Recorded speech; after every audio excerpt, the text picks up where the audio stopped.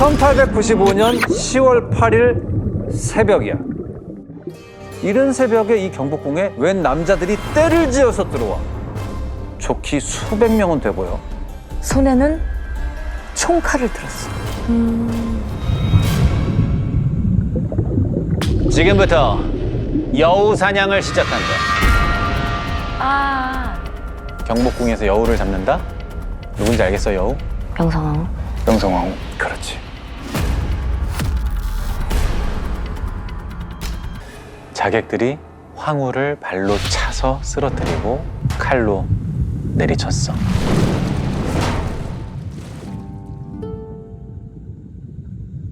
다들 치를 떨었지. 그냥 피가 거꾸로 솟는 거야.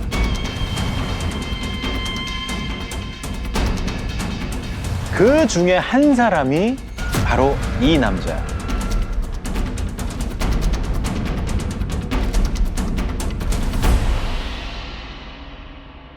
일명 홍대장이라고 불리는 남자야. 당시 나이가 27. 직업은 뭘 것 같아? 직업? 홍대장이면은 군인? 아니, 이분이 바로 타이거 헌터. 아, 호랑이 사냥꾼이야. 명성황후의 시해 소식을 듣자마자 이 홍대장은 결심했어. 이제부터 호랑이가 아니라 외놈을 잡는다. 마음 맞는 포수 몇이 그를 따라 나섰어. 이렇게 모인 포수가 몇 명이냐? 자그마치? 68명. 많지. 홍대장은 이들을 하나의 조직으로 묶었어. 이름하여 삼포수 의병대. 자, 이쯤 하면 우리 홍대장 혹시 누군지 알겠어? 홍범도. 그렇지. 홍범도.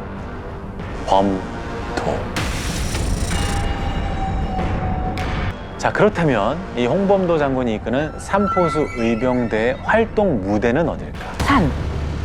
산 중에서 어딜까? 산 중에서? 애국가 한번 불러볼래? 동해물과 백두산이. 맞아. 아, 백두산. 백두산. 오케이. 계속 듣고 싶네. 한반도의 최고봉 백두산이야. 여기가 다 활동 무대야. 함경도 전체. 그렇지. 1년 동안 치른 전투가 무려 60번이야. 야. 그러면 전적은 어땠을 것 같아? 60전 몇 승? 60승 아닌가? 60승. 아, 그렇지. 60전 60승. 패배? 그런 거 몰라. 의병계의 불패 신화를 쓴 인물이 바로 홍범도였어. 1919년 마침내 신호탄이 터졌어.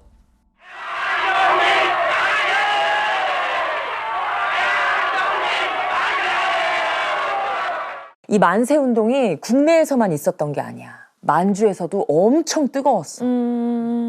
의병들도 속속 모여들었지. 이 의병들을 홍대장이 군대 조직으로 재편했어. 이름하여 대한독립군. 자, 이때 홍범도의 나이는 52. 이 국경 근처로 독립군 부대들이 총 집결을 했어.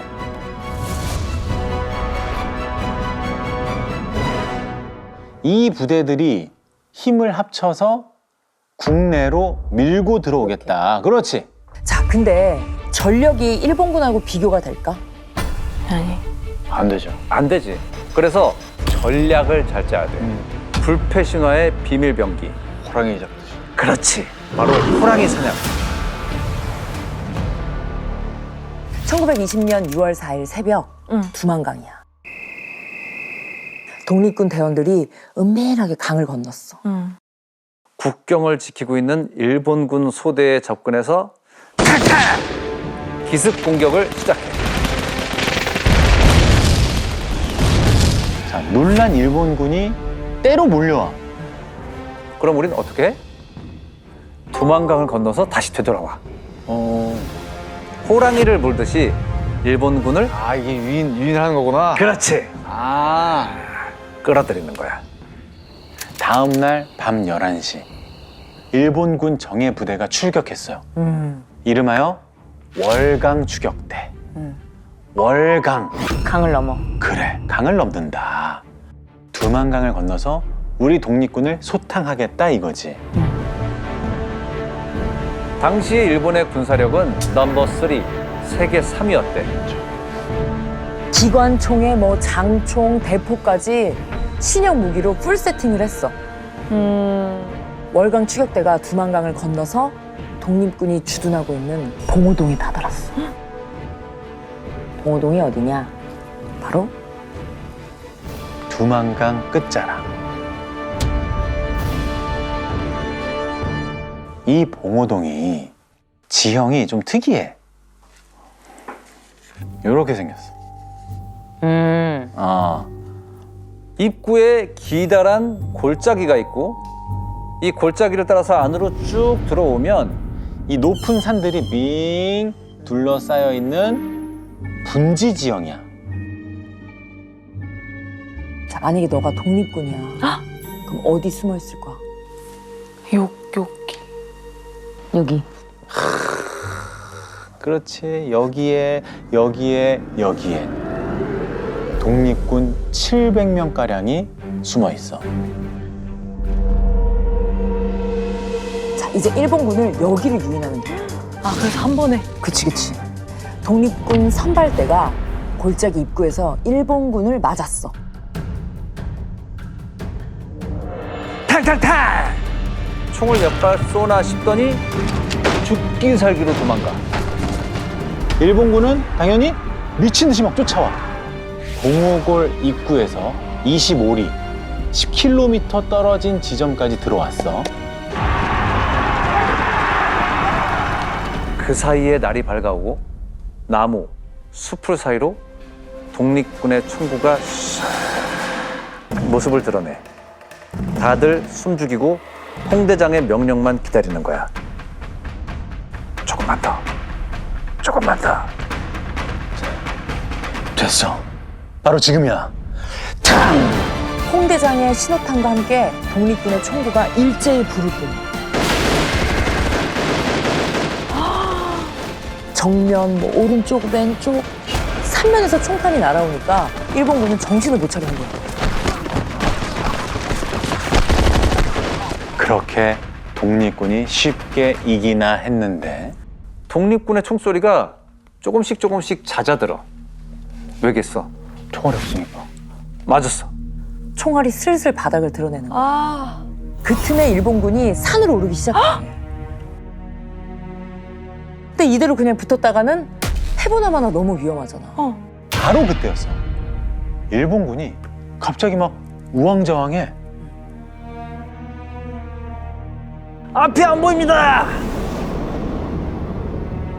하얀 연기가 뿌옇게 산을 덮었어. 바로 앞에 있는 사람이 보이지가 않을 정도로 시야가 완전히 차단이 된 거야. 그리고 쨍 하던 하늘에서 갑자기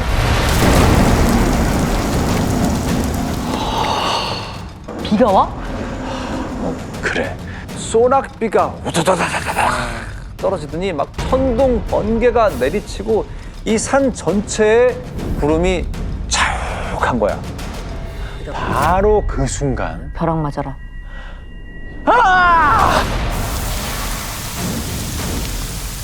일본군이 얼굴을 감싸쥐고 막 이렇게 비명을 질러대. 손을 펴보니까 피가 흥건해. 엄지손가락만한 우박이 하늘에서 떨어져. 근데 맞는 족족 막 살갗이 패일 정도야. 이러다 다 죽는다. 후퇴! 전투 3시간 만에 일본군들이 싹 다 물러났어. 하늘이 돕는다는 건 바로 이런 게 아닐까. 독립군이 승리했다. 만세! 대한독립 만세! 만세! 자, 그런데 대패를 당하고 일제의 분노는 극에 달했지. 간도 지방에 있던 조선인들을 총으로, 창으로 보이는 대로 살해했어. 무려 3,700여 명이 죽었고 온 마을은 불에 탔어. 이 사건을 간도 참변이라고 불러. 독립군들도 난리통에 변을 당하거나 뿔뿔이 흩어졌어. 그와 함께 홍대장도 자취를 감췄어.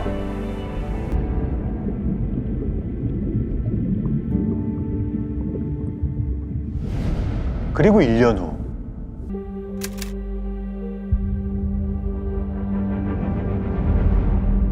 어머.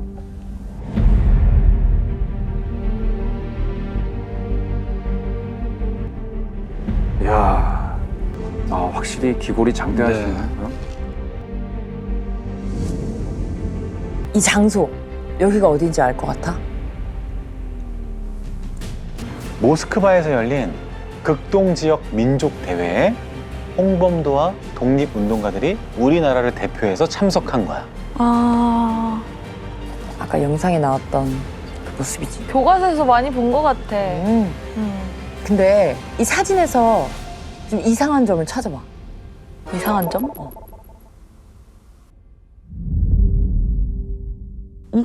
이게 군복인가? 근데 우리나라 건 아닌 것 같아. 그치. 입고 있는 군복. 또 모자. 허리에 차고 있는 권총. 이게 전부 다 러시아 거야. 에?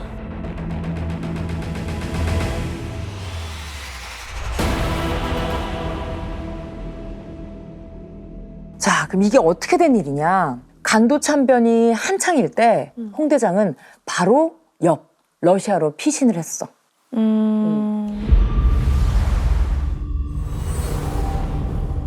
뭐 홍대장뿐이겠어? 수많은 조선인들이 당시에 러시아로 넘어갔어. 일본의 핍박 때문에 도저히 만주에서는 살 수가 없었으니까. 마침 그때 러시아가 손을 내밀었대. 갈 곳도 없고 하니 러시아로 와서 우리 혁명군을 도와주십시오. 그럼 우리가 대한민국의 독립투쟁을 지원하겠습니다. 우와. 러시아가 이렇게 제안을 한 거야. 당시의 홍범도에게는 별다른 선택지가 없었겠지. 그렇게 해서 홍범도는 러시아로 망명을 하게 된 거야. 자, 그런데 그런데 독립군을 지원하겠다고 처음에 러시아가 약속을 했었잖아. 네. 그 약속을 안 지키는 거야. 깜깜무소식.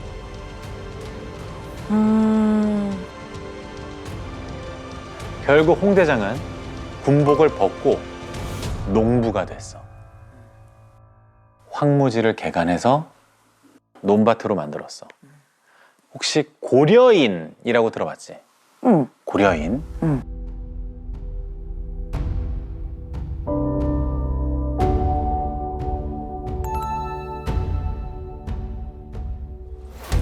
고려인 1세대가 바로 이분들인 거야. 그들의 중심에 홍대장이 있었고. 자, 그런데 1937년 1937년에 날벼락이 떨어졌어.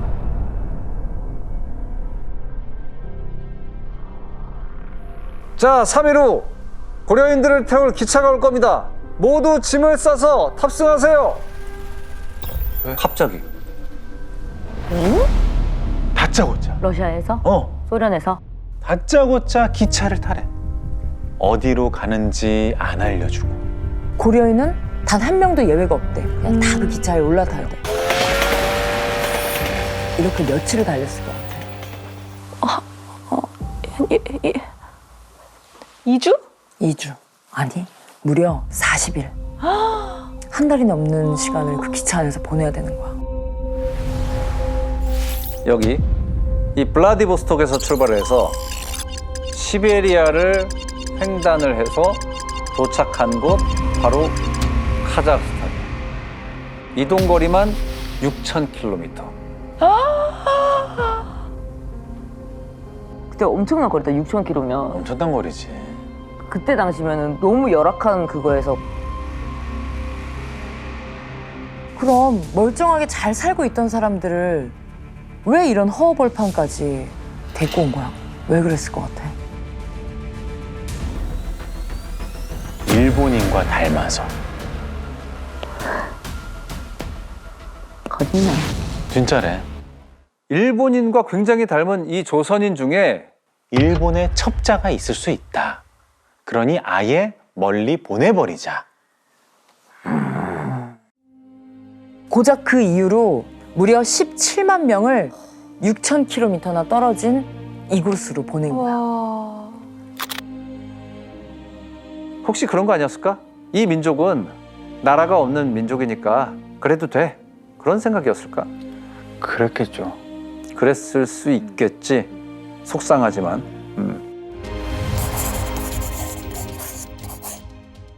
그 얼마 후에 신문 기사에 이런 글이 실렸거든.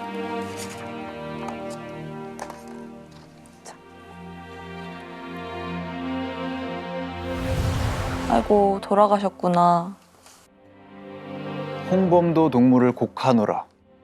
홍범도 동무가 여러 달 동안 숙환으로 집에서 신음하시다가 75세를 일기로 1943년 10월 25일에 세상을 떠나시었다.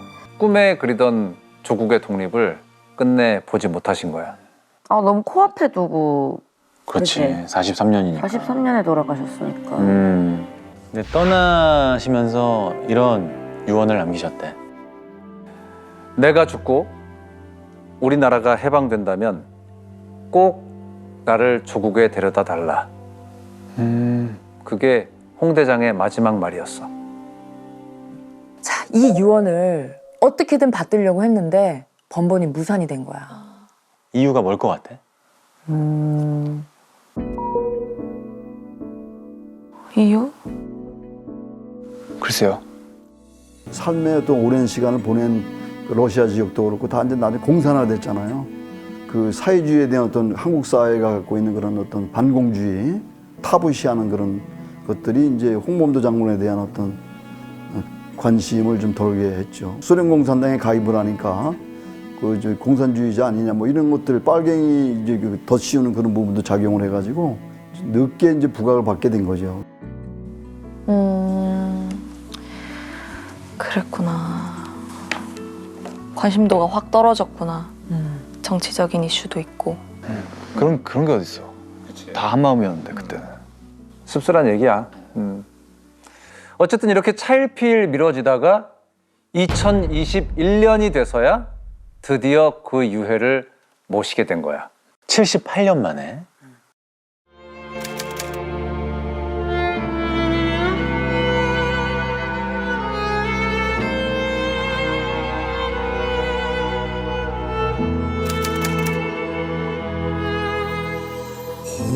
장군의 유해를 실은 비행기는 카자흐스탄 상공을 3번 선회하고 고국인 대한민국으로 향했어.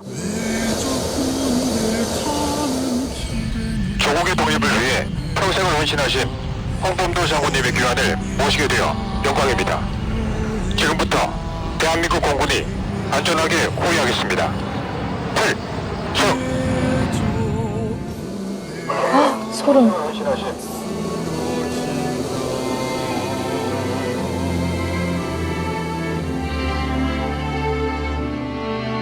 78년 만에 이루어진 영웅의 귀환이야. 홍범도 장군님 동산 위에서 외적수들아 몰살시켰소.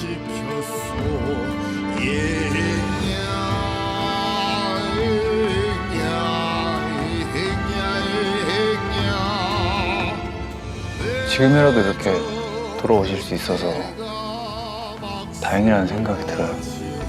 정부는 최고 훈장인 건국 훈장 대한민국장을 추서했어. 정말로 고단했을 그의 삶에 조금은 위안이 되지 않았을까. 때는 1909년 10월 26일 이른 새벽. 멀리 만주에 있는 작은 시골 기차역이야. 역 이름은 체가구역. 체가구역. 역사 안에 한 남자가 있어. 이 남자의 이름은 우덕순. 나이는 30살이야. 김효년생 토끼띠야. 토끼띠. 근데 이 남자 품속에 권총을 숨기고 있어. 권총? 이 덕수는 한 남자를 기다리고 있어. 싸우려고? 쏠려고? 맞아 죽이려고. 잠시 후면 그 남자가 탄 열차가 올 예정이야. 열차가 올 시간이 가까워오자 덕수는 역사 밖으로 나가려고 문을 열었어. 그런데 보니까 바깥에서 문을 잠궈놨어. 이보시오. 문 좀 열어주시오. 이 군인들은 들은 척도 안 해. 기다리다가 갇힌 거예요? 오전 6시 어둠을 뚫고 열차가 달려와. 하지만 우덕수는 열차가 지나가는 걸 그냥 그렇지 지켜볼 수밖에 없었어. 자, 3시간 후 이번엔 하얼빈역이야. 하얼빈역. 여기에도 역시 러시아 군들이 쫙 깔렸어. 곧 도착할 열차 안에 엄청 높은 사람이 타고 있거든. 공작의 자귀를 받은 외국의 고관이야. 러시아 입장에선 굉장히 중요한 손님인 거지. 역사 2층에 있는 찻집이야. 한 남자가 혼자 차를 마시면서 승강장을 내려다보고 있어.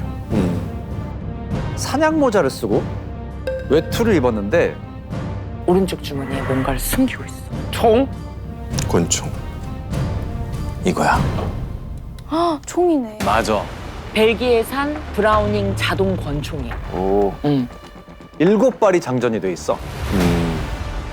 남자의 이름은 안응칠. 역시 30살 김효년생 토끼띠야. 다 토끼띠네. 응칠의 목표 역시 열차에 타고 있는 그 공작이야. 두 사람은 서로 다른 곳에서 이 공작을 기다린 거야.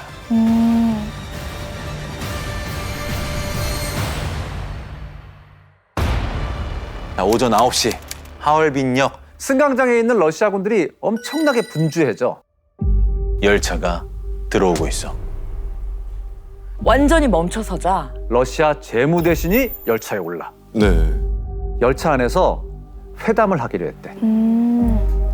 30분 후 드디어 공작이 모습을 드러내. 검은 양복에 흰 수염을 늘어뜨린 노신사야. 곧바로 러시아 의장대의 사열이 시작됐어. 격려를 받으면서 걸어가던 바로 그 순간 이 의장대들 사이로 누가 번개같이 뛰어나와. 사냥 모자를 쓴 안응칠이. 손에 권총을 들고 있어. 어떡해. 그대로 탕! 망설임 없이 방아쇠를 당겼어. 그리고 공작은 그 자리에 쓰러졌어. 저기 아니야? 안중근. 안중근 의사. 안중근 의사야. 오, 소름 돋았어요. 안응칠은 안중근 의사가 어린 시절 집안에서 불리던 이름이었대. 안응칠. 일본뿐 아니라 세계 여러 열강들의 관심이 이 총을 쏜 청년에게 쏠렸어. 그는 누구인가? 대체 왜 이 토를 썼을까? 하얼빈 일본 총영사관에서 신문 조사가 시작됐어. 그대는 이토 공작을 왜 원수로 여기는가? 중군은 기다렸다는 듯이 대답을 해. 그자를 원수처럼 여기게 된 이유는 많다. 첫째, 한국 명성황후를 시해한 죄. 둘째, 한국 황제를 폐위시킨 죄. 셋째, 5조약과 7조약을 강제로 체결한 죄. 넷째, 무고한 한국인들을 학살한 죄. 5째, 나라를 강제로 빼앗은 죄.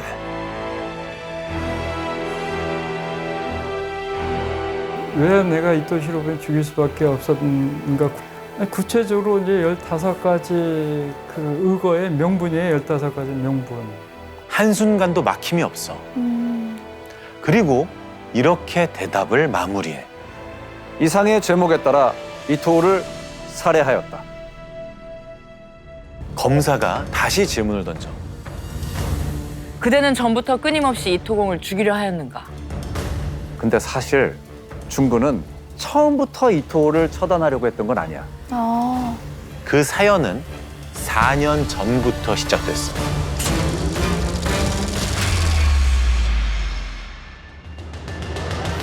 (1905년 11월 17일) 경성 한복판 덕수궁이야.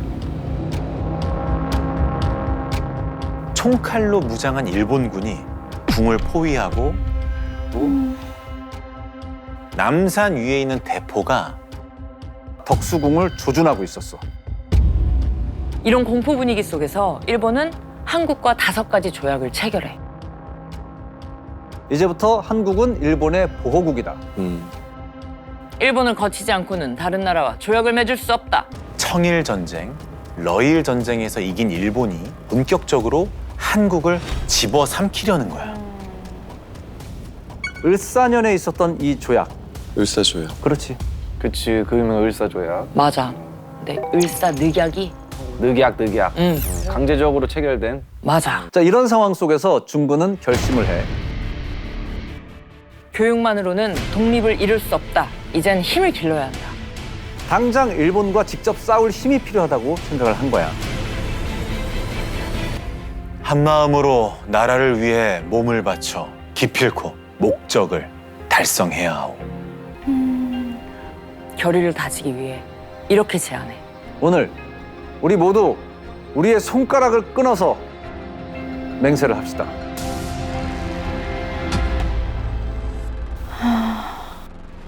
거부하는 사람은 없었어. 12명 모두 맹세를 했어. 칼을 꺼내서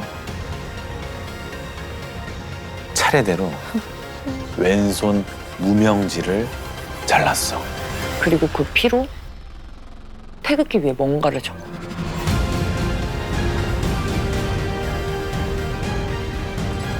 열두 명의 피로 적은 4글자야. 대한독립. 대한독립.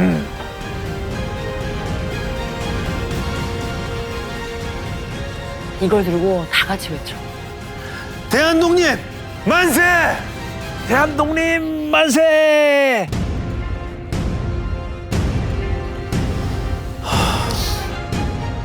의열 항쟁을 시작한 거야.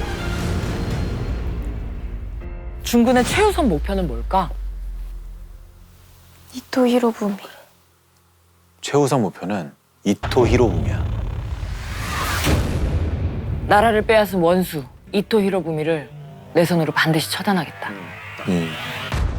1909년 10월 19일 러시아 블라디보스톡으로 간 중군은 놀라운 소식을 듣게 돼.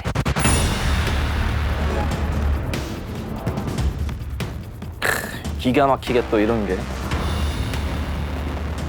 일본의 이토공은 이번 달 말에 하얼빈에서 러시아 대장 대신과 주청 러시아 공사 코로스토베치와 회견을 할 예정이라고 한다. 이토가 하얼빈으로 온다는 거야. 야, 어떻게 딱 이 시기에 방문하는 일정을 딱 알게 되네. 그치. 10월 26일 오전 9시. 하얼빈역에 이토가 탄 열차가 쫙 들어오고 있어.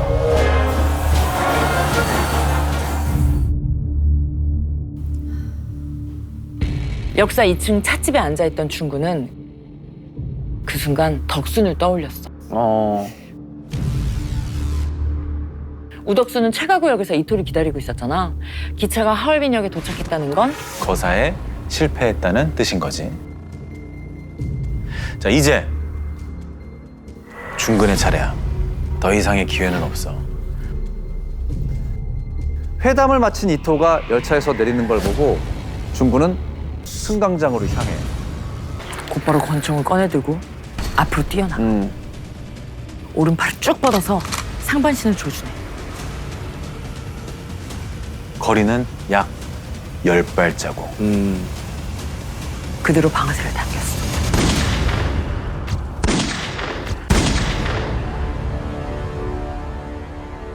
연달아 3발을 발사해. 명중했는지 확인할 겨를도 없어. 그대로 쓰러졌어. 왜냐? 순식간에 러시아 군인들이 덮친 거야. 그렇게 붙들린 상태로 중근은 하늘을 향해 목이 터져라 외쳐. 꼬레야 우라! 꼬레야 우라! 꼬레야 우라! 대한국 만세라고 외친 거야. 1910년 2월 7일 마침내 첫 번째 공판이 열려.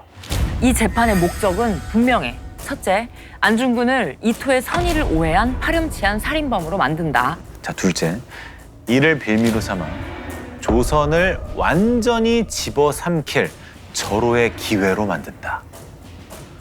안중근이란 사람이 이토 히로부미를 제거함으로써 한일 관계는 이미 끝났다.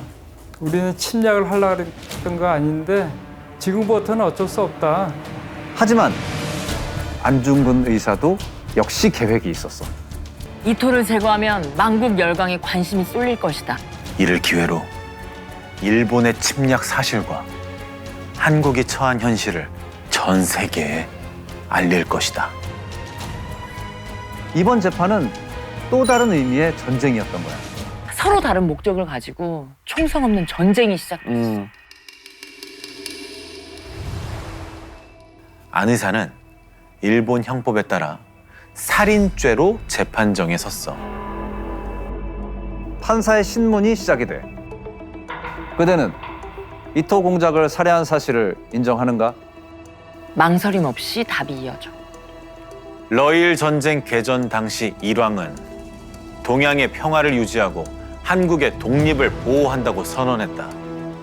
그런데 이토는 그 약속을 지키지 않고 한국의 국권을 침탈했다. 이는 동양의 평화를 해치고 한국과 일본 모두에게 해가 되는 것이 아닌가. 내가 이토를 쏘아 죽인 것은 개인을 위한 것이 아니고 동양의 평화를 위해 한 것이다. 동양의 평화. 안이사의 혀는 칼보다 매섭고 총보다 단호했어. 신문이 이어질수록 재판장이 오히려 당황해하는 기색이었대. 결국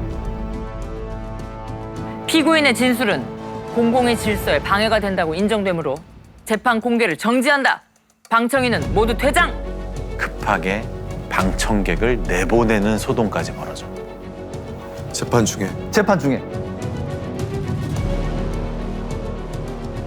그 후로 재판을 빛의 속도로 진행을 해. 매일같이 공판을 열면서 엄청 서둘러. 재판 시작 6일 만에 벌써 5차 공판이야. 그리고 이날은 선고를 앞두고 열린 마지막 공판이기도 해. 와, 며칠 만에 그렇게 다 한 거예요? 최후의 진술을 할 때가 되었다. 그대는 할 말이 있으면 해도 좋다. 안이사가 자리에서 일어섰어. 꼿꼿이 선 채 재판장을 똑바로 바라보면서 입을 열어. 나는 아직 할 말이 많다. 안중근 의사의 마지막 진술이 시작이 됐어. 이토를 죽인 건 자객으로서 한 일이 아니다. 대한의군 참모 중장의 자격으로 행한 일이다. 전쟁에 나가 포로가 되어 여기에 서게 된 것이니 나는 만국 공법에 따라 처리되기를 희망한다. 이토를 처단하던 그 순간 최후 진술을 하고 있는 지금도 계속 전쟁을 하고 있는 거야.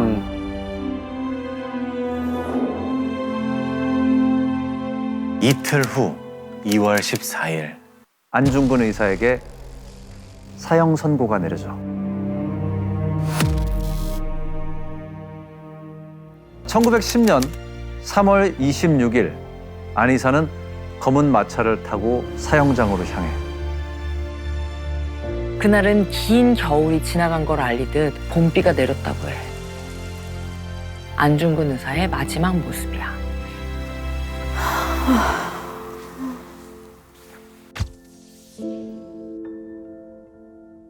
사형이 집행되기 직전에 찍은 사진이래. 그리고 이 옷은 어머니께서 보내주신 수의.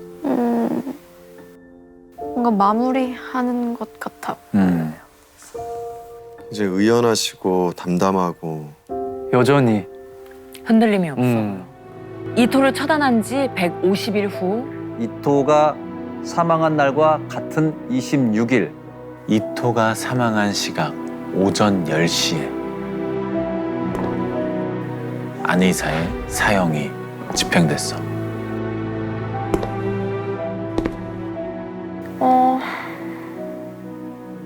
일부러 또 그랬나? 알 순 없네. 만약에 의도한 거라면 정말 너무 무섭지 않아? 사형 집행 후에 안중근 의사의 시신은 어떻게 됐을까? 우리가 찾을 수 없게끔 동생들이 형님의 시신을 달라고 요청했지만 일본이 거부했어. 거부했어요?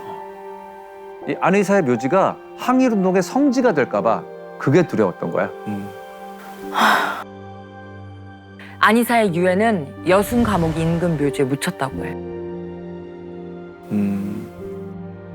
안 의사가 돌아가시고 5개월 후에 일본은 마침내 우리나라를 병탄했어. 그날을 우리가 경술국치라고 부르지. 경술국치. 2년 후 안 의사의 동생이 형님 유해 일부를 찾았어. 거기에서 나머지 손가락을 찾았나? 아, 맙소사. 손가락? 맞아. 동지들과 맹세하면서 자른 손가락을 찾은 거야. 아, 이걸 한번 봐봐.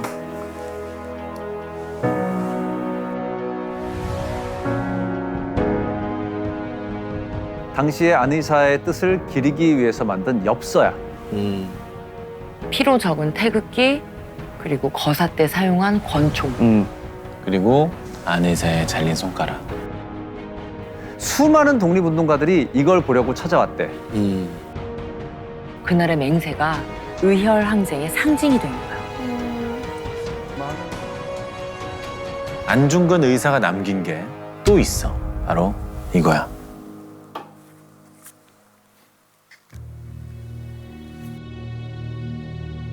감옥에 있을 때 자신의 사상을 정리한 책이야. 제목은 동양평화론. 동양평화론. 이토의 처단과 조국의 독립을 넘어서 안 의사가 바랐던 진짜 목표는 바로 동아시아와 세계 평화였어. 첫 장부터 해서 한번 계속 넘겨봐봐.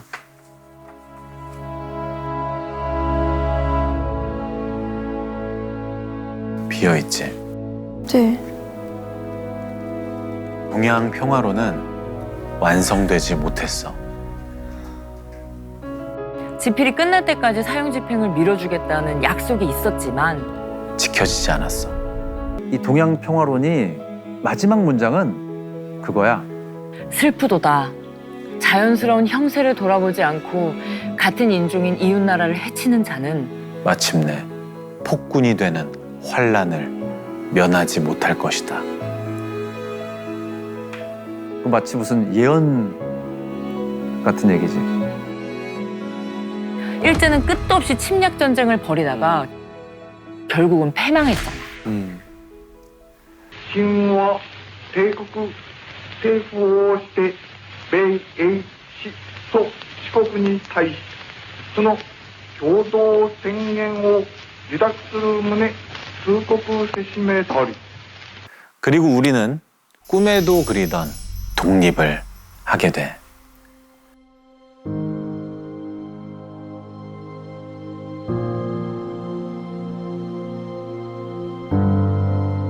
안중근 의사의 맹세 기억나? 독립이 되기 전까지는 술도 마시지 않겠다. 그렇지. 술을 마시지 않겠다. 자, 이제는 독립이 됐으니 껄껄 웃으면서 술 한 잔 거하게 드셨을까?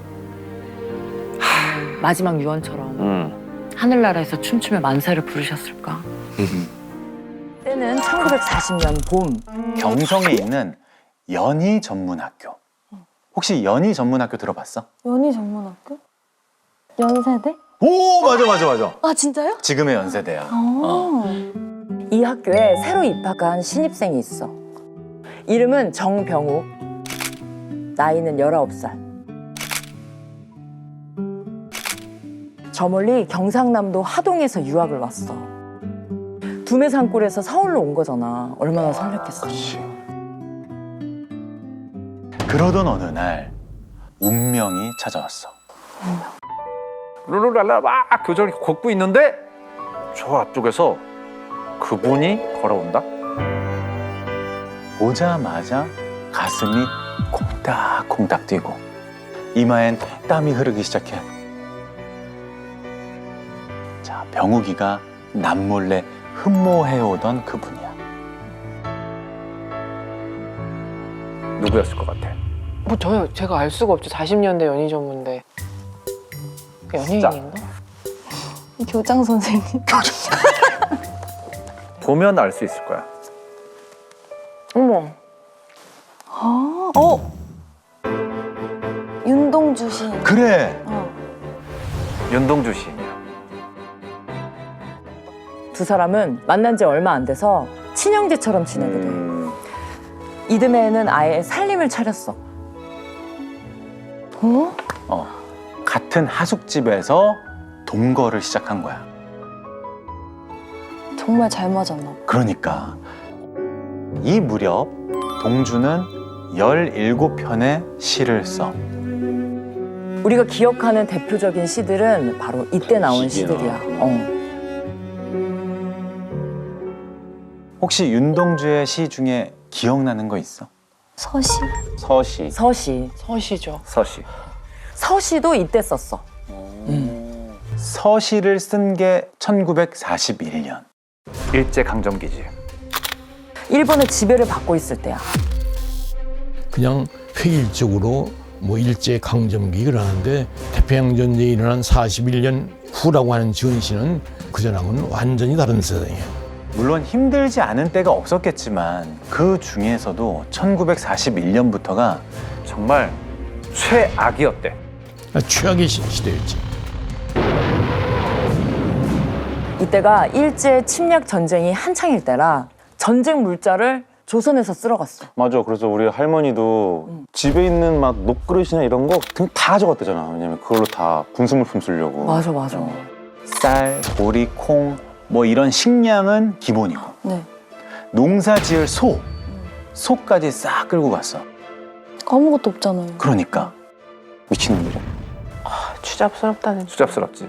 이런 시대에 동주는 시를 쓰고 있었어.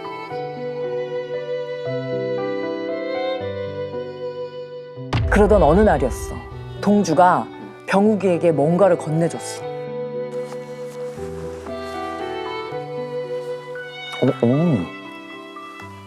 이거를 받았던 거야.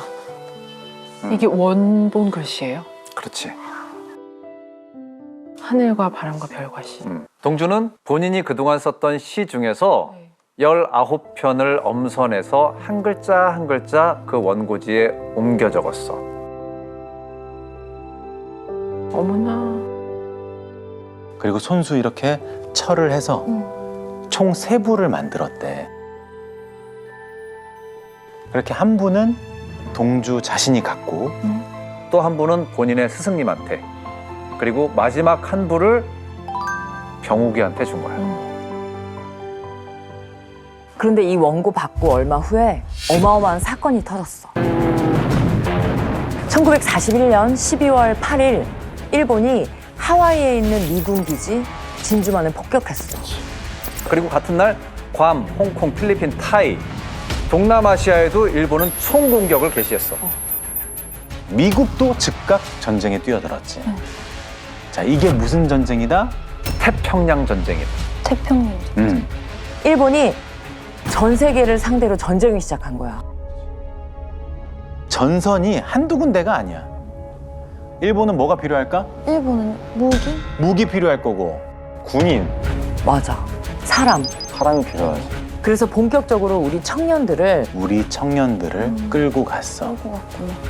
전쟁터로. 근데 이듬해 충격적인 소식이 날아와. 또 뭐지? 동주가 일본 경찰에 체포됐다는 거야.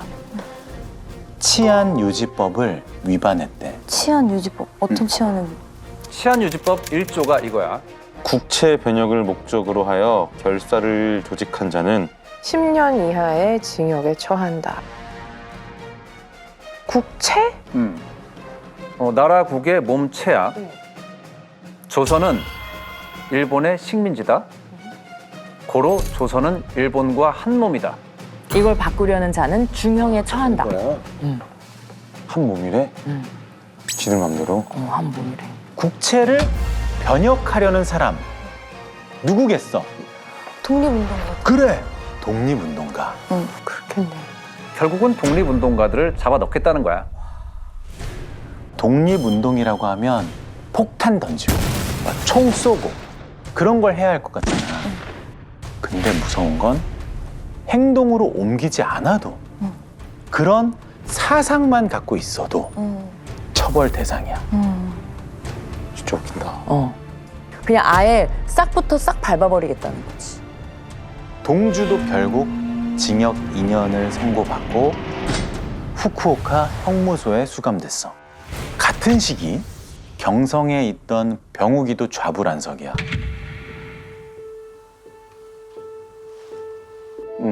그 얘기를 들었구나, 그 소식을.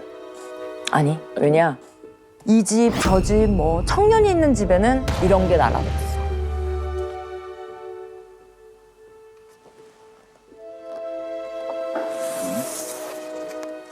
빨간색이. 그치. 무서워요. 이게 일본어로 아카가미라고 해. 아카가미. 아카가미. 카가미? 붉은 종이라는 뜻이야. 약간 그 병무청에서 날라오는 이병통지서 이런 거 아닐까? 부르는 거지. 그렇지. 일본군 징집 영장이야. 영장.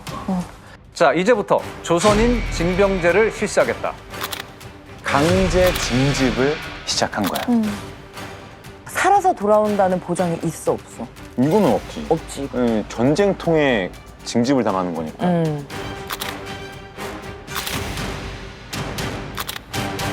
얼마나 또 제일 굳은 걸로나 방패로 쓰겠어. 언제 죽을지 몰라. 그것도 이제 남의 나라 전쟁터에서.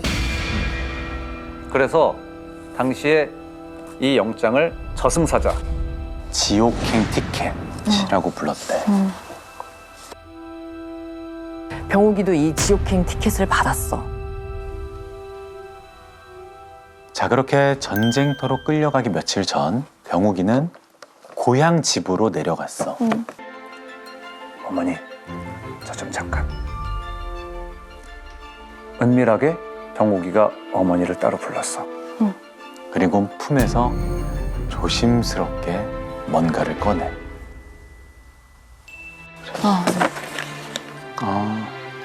이거 절대로 일본 순사들 눈에 띄면 안 됩니다. 전하 동주영이 돌아올 때까지 전하 동주영이 돌아올 때까지 소중히 간수해 주세요. 아까 받은. 동주가 줬던 그 윤동주 씨지? 바로 동주형이 준 육필 원고야. 아니 근데 이상하지 않아? 이게 무슨 독립선언문도 아니고 그냥 시집이잖아. 이렇게까지 숨겨야 할 이유가 있을까? 사상이 담겨있. 사상 때문에. 그러게? 왜 그랬지? 이때가 우리말, 우리 글이 다 금지됐던 시대였잖아. 그러니까 한글로 쓰여진 이 시집이 불온 문서나 다름이 없었대. 그냥 한글이어서. 맞아. 들켰다 하면 바로 소각이야. 불태워버리는 거지. 아, 맞네. 시 하나도 마음 편히 쓸 수 없던 시대였던 거야.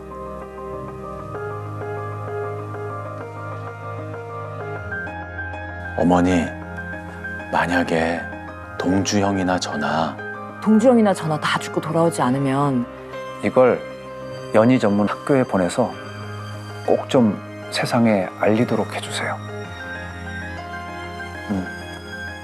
이 말을 남기고 병욱이는 전쟁터로 향했어.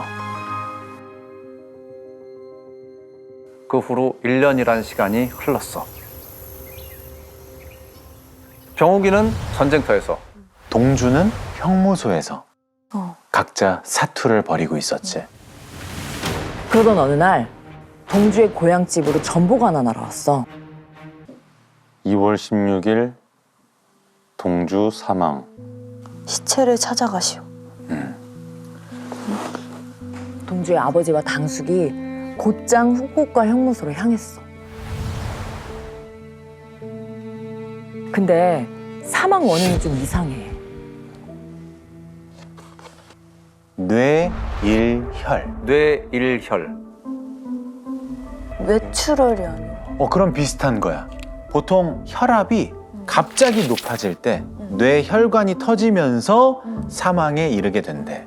갑작스럽게 사망하게 된 거. 20대 혈기왕성한 청년이 뇌일혈로 사망을 했다. 흔치가 않지. 근데 정말 이상한 풍경이 눈에 들어오는 거야. 복도에 푸른 제수복을 입은 사람들이 세게 줄을 서 있어. 한 50명쯤 되려나? 바로 그때 줄을 서 있던 청년 하나가 황급히 뛰어와. 그러더니 두 사람 앞에 딱 멈춰서. 이게 누구야? 동주의 고종사촌, 이름은 송몽규. 몰골이 말이 아니야. 안경은 반쯤 깨져 있고 몸에 살이 없어. 뼈만 앙상해. 못 알아볼 정도로 완전 다른 사람인 거야. 아니 저 어떤 주사인지는 모르겠는데 어떤 주사인지 모르겠는데 저놈들이 맞으라고 해서 맞았더니 이 모양이 됐어요. 동주도 저하고 똑같이 이 모양이 된 상태로. 동주에게는 무슨 일이 있었던 걸까? 그리고 대체 무슨 주사를 맞은 걸까? 자, 이 정체불명의 주사. 뭔지 짐작이 돼? 그런 거 아니야? 인체 실험? 생체 실험. 생체 실험. 생체 실험하면 너 가장 먼저 뭐가 떠올라? 떠오르는 거 있어? 뭐야. 마루타. 731 부대. 731 부대의 정식 명칭은 일본 관동군 방역급수부라고 해. 2차 대전 때 만주에서 생체 실험을 자행한 부대야.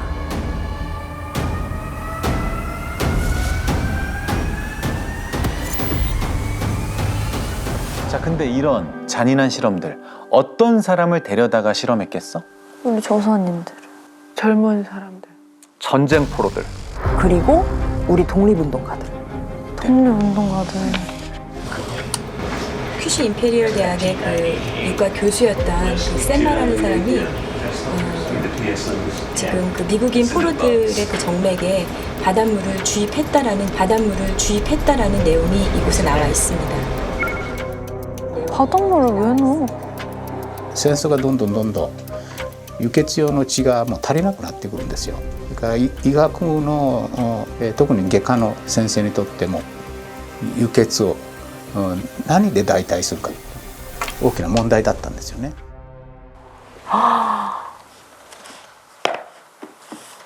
이쯤 되면 진짜 전쟁이 나서 저렇게 된 건지 저런 걸 하기 위해서 전쟁을 한 건지 헷갈릴 지경이 돼. 그치? 바닷물을 혈관에 주사하면 어떻게 되겠어? 부작용이 일어날 것 같은데요? 바닷물이 다양한 오염물질들이 지금 존재하고 있기 때문에 이걸 생체 내에 주입한다는 건 굉장히 위험한 그런 일일 것입니다. 그렇죠. 저걸 근데 정맥에 소독을 완전히 한다 그러더라도 일부 세균들이 우리 몸속에 들어가면 전신 감염으로 또 이제 유발될 가능성이 있기 때문에 뇌혈관에 감염증이 오면은 혈액 성분이 뇌조직으로 스며 나오거든요. 그게 바로 이제 뇌일열 증상과 비슷합니다. 그 증상이네. 귀에 딱 꽂히는 단어가 있지. 뇌일혈. 뇌일혈. 응. 동주의 사망 원인. 뇌일혈. 자, 그렇다면 동주도 같은 실험을 당한 거죠. 합리적인 의심이까지. 확인해 봐야지. 후쿠오카 형무소에 물어봤어. 그랬더니 기록이 없대. 隠す必要もなんもないからですね。だから出せるんですけども探してるみたいですからないんですよね。それがですね。 없다고 하겠지. 있어도 없겠지. 없어도. 자, 그럼 규슈 제국대학에선 だいぶ昔のことなんでちょっと資料の方がですね今のところちょっと探しきれてないっていうのがあれなんですけども 다 사라졌대. 남아 있는 건 이 기록뿐이야. 후쿠오카 형무소의 연간 사망자 수야 1943년엔 64명. 1년 후인 1944년 131명. 그리고 45년 259명. 좀 이상하지. 같은 형무소에서 해마다 2배씩 사상자가 늘어나. 동주가 사망한 45년엔 무려 259명. 이들이 혹시 생체 실험에 동원된 마루타였던 건 아닐까? 마루타다라고는 할 수는 없겠지. 근데 너무나 정황상. 하지만 진실은 아직까지도 밝혀지지 않았어. 1948년 동주의 3주기를 앞두고 그의 첫 시집이 드디어 세상에 나왔어. 드디어 세상 밖으로 나왔어. 유족과 친구들 그리고 지인들이 나서서 시집을 펴낸 거야.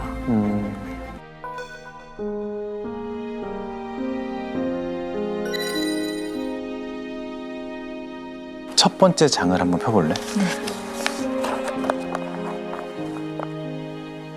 처음 나오는 시가 서시야. 제목이 왜 서시였는 줄 알아? 글쎄. 보통 우리가 책의 첫 장을 넘기면 뭐가 나오지? 서문. 서문이 나오잖아. 동주는 서문을 시로 적은 거야.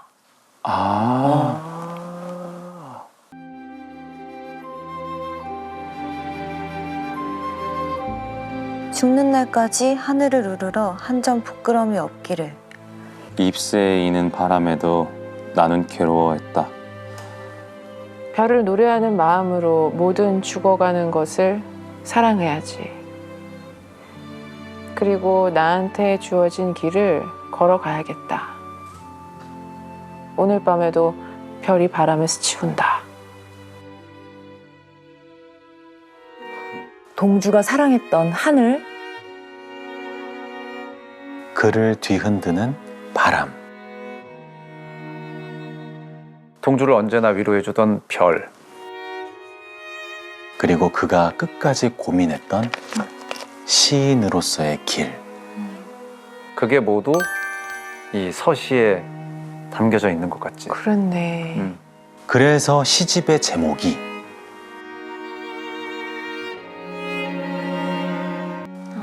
가 아닐까. 그 시집이 보존이 돼서 너무 큰 다행이고 행운이죠.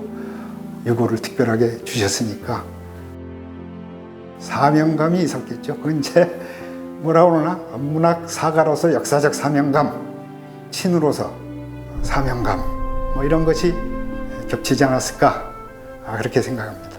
이 두 분이 같이 찍은 사진이 있어. 거짓말.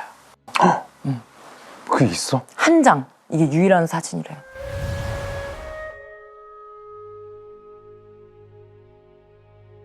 일제강점기 때 생각을 하면은 과격하고 좀 그런 장면들이 좀 떠오르잖아요. 근데 이렇게 문학이나 글로 남겨두는 게 되게 큰 힘이 있다는. 희한하네 진짜 이게 문학이란 뭘까 생각하게 되네요. 이게 알고 봤을 때에 오는 이 감동을 또 이기기가 힘들긴 하네요. 그 자체로 봐야 된다라는 의견도 있지만.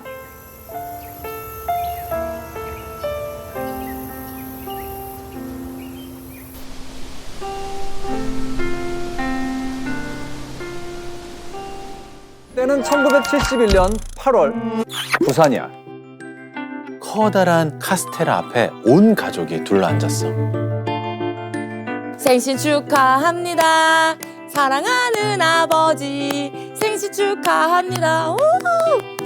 아버지께서 얼굴 가득 웃음을 머금고 후 촛불을 껐어. 근데 막내 아들 상국이가 좀 갸우뚱해. 아버지 생신은 3월이잖아요. 생일도 아닌데 왜 축하 파티를 하냐 이거야. 상구가 아버지는 생일이 2개란다. 아버지는 왜 생일이 2개일까? 전혀 모르겠는데. 알아. 어? 알아? 아니 나도 2개거든. 음력 양력. 꼬꼬을 어떻게 보고 하는 소리지 지금? 음력 양력이 아니고. 그렇지. 아버지가 다시 태어났나? 자, 지금부터 아버지의 그날 이야기를 해줄게. 1942년 부산이야. 어느 날 광우의 집으로 친구들이 찾아와. 6명이 옹기종기 모여서 뭐 수구수구 속닥속닥 뭐 얘기를 하는데 대화 내용이 심상치가 않아. 일본 놈들에게 본때를 보여주자. 독립운동하려고? 작전을? 그렇지. 친구 5명과 함께 일본에 대항할 비밀 결사 조직을 만들어. 광우와 친구들이 가장 먼저 한 건 이거야.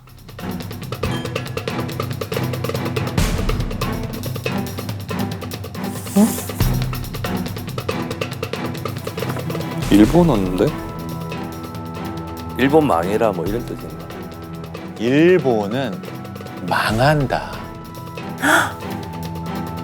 조선 독립 만세.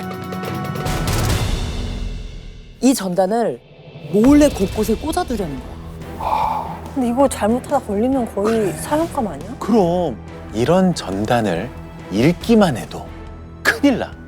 그런데 심지어 직접 뿌린다? 이거 걸리면 어떻게 되겠어? 거의 뭐 죽는다고 봐야지. 항일 전단을 무사히 뿌리고 다음 계획을 준비하고 있던 그때 누군가 들이닥쳐. 이광우 나와! 그러고는 다짜고짜 수갑을 탁 채워. 경찰이야. 잡혔네. 그렇지. 광우가 끌려간 곳은 경남경찰부 고등경찰과 외사대야. 그리고 광우에겐 평생 지울 수 없는 악몽이 시작돼. 때리는 건 기본이고 물고문까지 당해.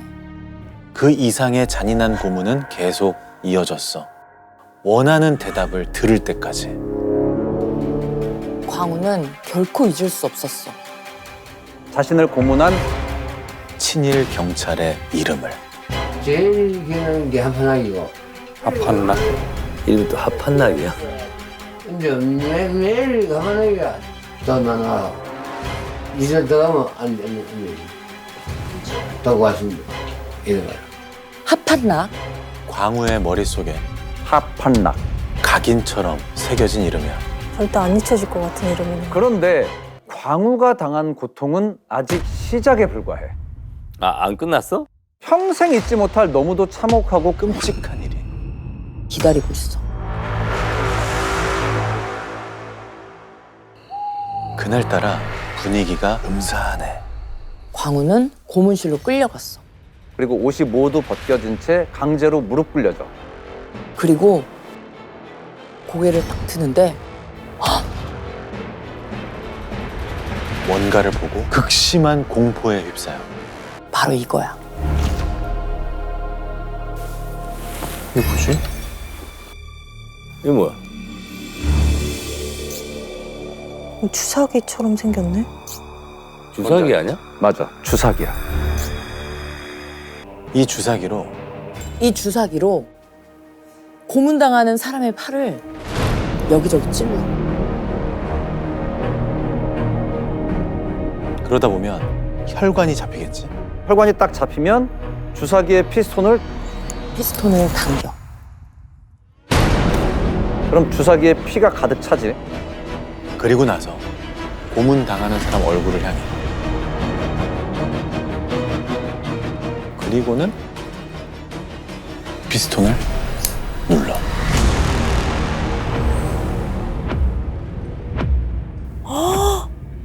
이걸 반복하는 거야. 이 고문은 이렇게 이름이 붙여져. 뭡니까? 바로 착혈 고문. 이렇게 광우가 고문을 당한 기간은 무려 10개월이었어. 아니 그 전단지 때문에? 전단지 때문에. 몸과 마음은 그야말로 만신창이가 됐어. 그 후 재판을 받았고 단기 1년에서 장기 3년형에 처해져. 그렇게 감옥에 갇힌 채 6개월, 1년 시간이 흘러. 그러던 어느 날 드디어 그날이 온 거야. 1945년 8월 15일 광복을 맞으며 광우는 집으로 돌아왔어. 무려 2년 5개월 만에. 아, 잘 됐다 근데 진짜. 이때 광우는 다시 태어난 거지.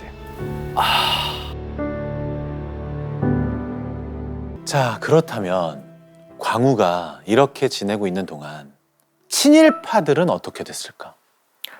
그냥 잘 살았다는 얘기를 들었었거든. 재산 불리고 잘 되고 그런 것만 들어와가지고. 그러면 왜 그렇게 됐을까? 자, 지금부터 해방 후 친일파들에 대한 충격적인 진실을 이야기해 줄게. 때는 1949년 8월 24일 오후 2시. 두 사람은 반민특위 재판정에서 다시 만났어. 와, 진짜 소름이다 근데.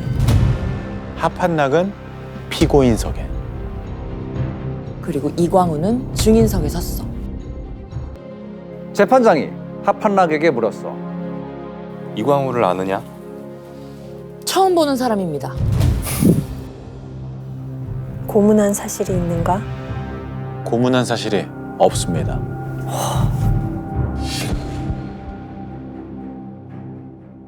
나라면은 길길이 날뛰었을 것 같은데. 달려나가서 때리고 싶겠지만 또 법이 또 법이 개떡 같아. 광우는 증인석을 박차고 뛰쳐나갔어. 아 진짜로? 그리고 빵! 이런 개 그렇지. 빵! 안 때려 치시고 정말 야 개놈식 이거 대체 뭐냐 이거 보면 거기서 이게 고문 안 했나 이게 안 했나 그래서 막 꾸어서 치고받고. 그리고 울분을 담아서 본인의 항일투쟁 그리고 하판락의 친일 행각과 고문 방법에 대해서 거침없이 증언을 했어. 잘했다. 잘했지. 시원하지. 증언을 다 들은 재판장은 이렇게 말했대. 자네 일제치하에서 민족을 위해 큰일을 했네. 광우는 이렇게 생각했대. 드디어 이 하판락 이놈이 죗값을 받겠구나. 이제야 원수를 갚았구나. 이렇게 반민특위가 다룬 사건은 700건 정도야. 다 잘 진행이 됐을까? 제가 또 역사 드라마를 봐가지고 저는 그 부분에서 조금 알고 있습니다. 예. 참 좀 안타까운 지점이 있지. 안타깝지. 사실 친일파 청사는 시작부터 가시밭길이었어. 친일 세력들이 가만히 있었을 리가 없잖아. 그치. 풍부한 재력과 높은 지위를 이용해서 온갖 수단을 다 썼어. 이걸 한번 봐봐.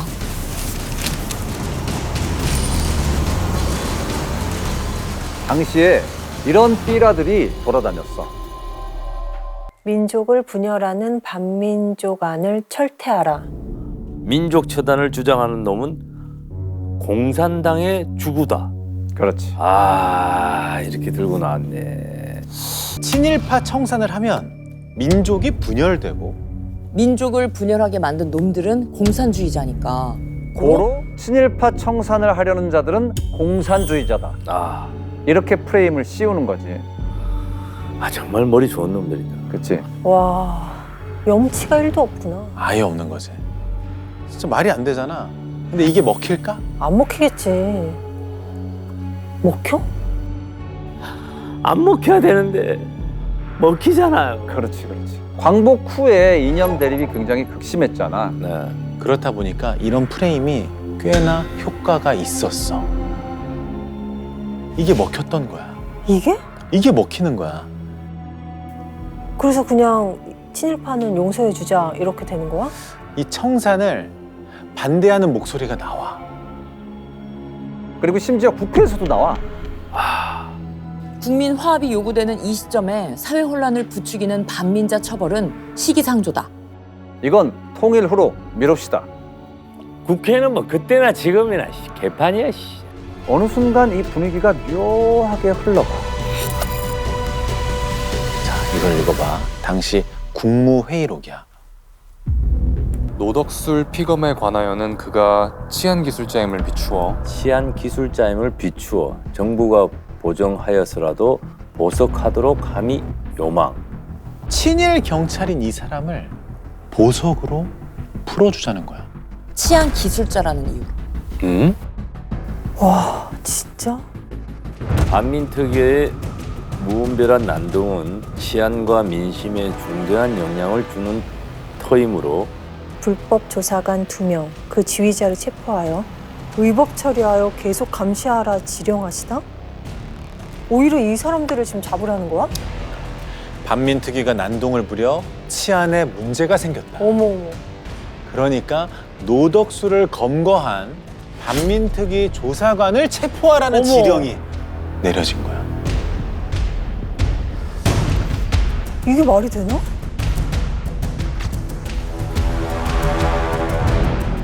왜? 누가? 그러니까 누구야 도대체 이거? 일본 사람인가? 놀라지 마. 이승만 대통령. 이승만 대통령은 친일 청산보다 치안과 반공이 더 중요하다고 봤어. 진짜 어이가 없다. 근데 거의 사람을 2번 죽이는 거네.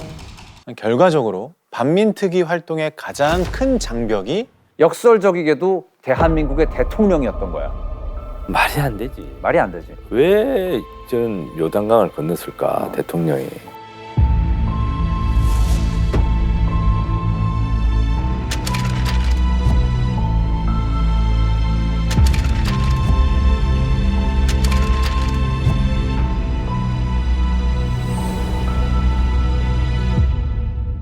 그럼 이전에 체포됐던 그 친일파들, 친일파들은 어떻게 됐을까?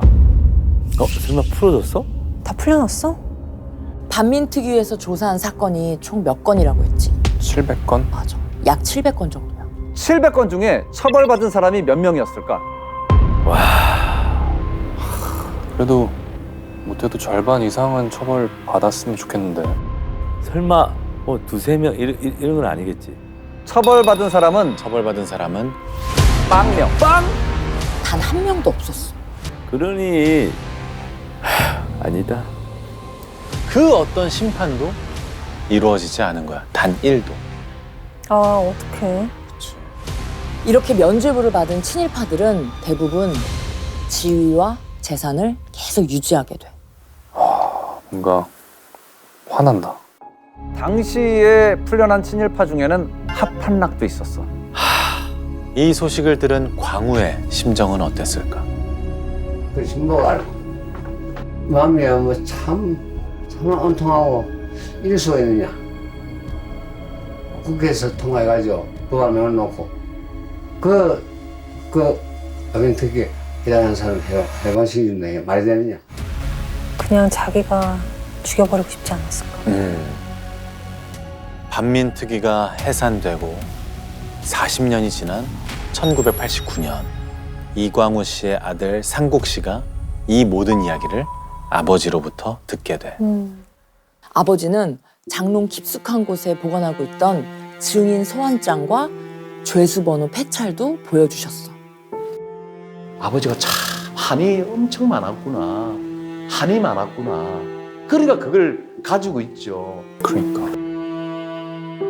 아버지가 이걸 내가 신청하고 싶다. 내가 이 헨리를 알리고 싶다. 라고 했을 때는 1989년도가 어찌 보면은 큰 출발점이라고 시작점이라고 나는 생각합니다. 그렇게 아버지의 항일 기록을 찾기 시작한 지 어느덧 10년이 훌쩍 지났어. 야. 그러다가 예상치 못한 곳에서 한 줄기 희망을 발견해. 이광우. 아, 이거 안 나오네. 어디? 하판락.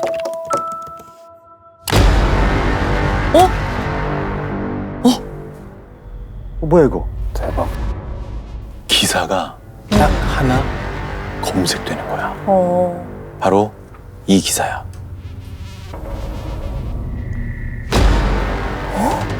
하판락이 있었어. 포상자 명단에 하판락 이름이 있는 거야. 근데 여기 주소가 나와 있네. 주소까지. 물어 확인해 봤더니 그 하판락이 맞아. 상국 씨는 하판락의 집으로 찾아갔어. 너무 무서워. 문이 열리고 풍채가 좋은 노신사가 나와. 하판락이야. 누구시오?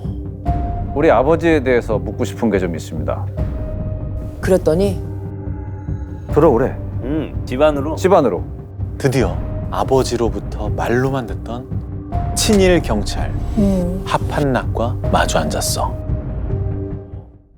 당신 부하 중 김소복이라고 있지 않았습니까? 하판락의 눈빛이 그때 흔들리고 있어. 정말 김소복이라고 이야기합니다. 신복의 이름을 너가 아버지가 기억을 한다는 거는 맞다. 내가 잡은 것 같다. 맞다. 그때 나는 이제는 모든 게 끝나는구나. 그 순간에 친일 경찰의 입으로 우리 아버지 이름이 나와버렸잖아요. 더 이상의 어떤 증거가 필요. 이렇게 해서 친일 경찰의 증언을 얻은 거야. 내가 했다고 인정하는 그 말 한마디는 이렇게 쉬운 건데 그 말 한마디가 이렇게 오랜 시간이 걸려서 그치. 한 사람의 인생이 이제라도 들어서 다행인 건지 참 허무한 거지. 그러니까 허무하기도 하고 뭔가 참. 상국 씨는 10년간 찾은 자료와 하판락과의 만남까지 모든 것을 직접 정리했어.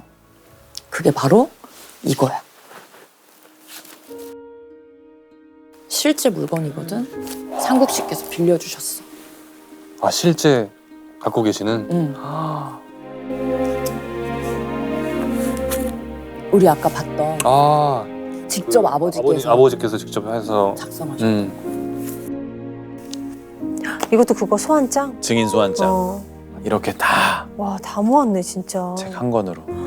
이게 10년 동안의 기록이야? 와, 대단하시다 진짜. 이렇게 10년간 모은 자료들, 이 공적서를 보훈처에 제출했어. 그리고 이게 통과가 됐어? 이번에 이것도 역시 흔쾌히 빌려주셨어. 뭐를?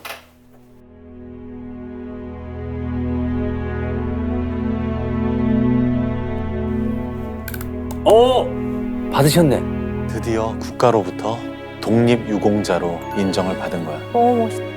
10년간의 노력이 결실을 맺은 거지.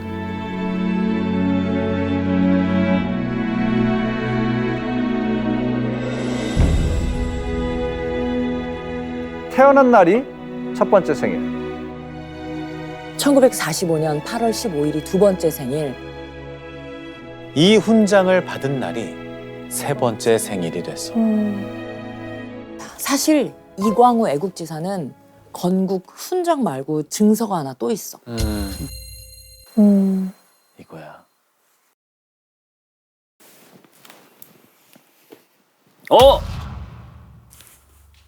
참전용사 증서. 참전용사 증서. 그러니까 35년간의 일제 강점기. 1945년 8월 15일 광복. 1950년 6.25 전쟁까지 이광우 애국지사의 삶을 어떻게 표현하면 좋을까?